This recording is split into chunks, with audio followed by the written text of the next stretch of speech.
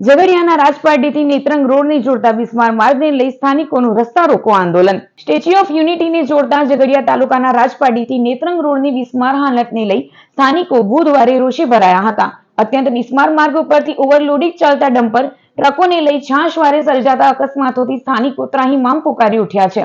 રાજપારડીથી નેત્રંગને જોડતા માર્ગ પર સ્થાનિકોએ ઉતરી રસ્તા જામ કરી દીધો હતો। જોતજોતામાં હાઈવા, ટ્રકો, બસ સહિતના વાહનોની કતારો લાગી જતા સ્થિતિ વણસી હતી। વણસેલી સ્થિતિ ઉપર કાબુ મેળવવા પોલીસ સ્થળ ઉપર દોડી આવી હતી અને રસ્તો રોકી વાહનોની હારમાળા સર્જી દેનાર સ્થાનિક લોકોને સમજાવવાના પ્રયત્નો હાથ ધર્યા હતા। નવા માલજીપુરા ગામ પાસે સ્થાનિક લોકો દ્વારા ચક્કાજામ કરી વિરોધ પ્રદર્શન કરાતા ઠપ થયેલો વાહન વ્યવહાર રાજપારડી પોલીસની ભારે સમજાવટ બાદ પુનઃ કાર્યરત થયો હતો। પોલીસની સમજાવટથી માંડ મામલે થાળે પડ્યો હતો। જો કે સ્થાનિકોએ જો વહેલી તકે રસ્તો બનાવી રાત દિવસ બેફામ દોડતા ઓવરલોડિંગ વાહનો સામે કાર્યવાહી નહીં કરાય તો ઉગ્ર આંદોલન છેડવાની ચેતવણી આપી હતી।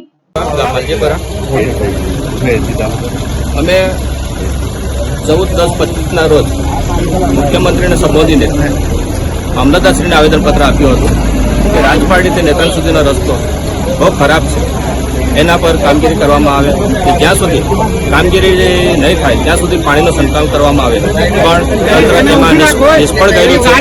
એટલા માટે આજે અમને રસ્તો રોકવા માટેની ફરજ પડી છે। આજે તમે જોઈ શકો છો કે આજે પબ્લિક છે, છેક માલજીપરાથી લઈને રજલવાડા સુધીને આ ભાઈઓ અને બહેનો ઊભા છે।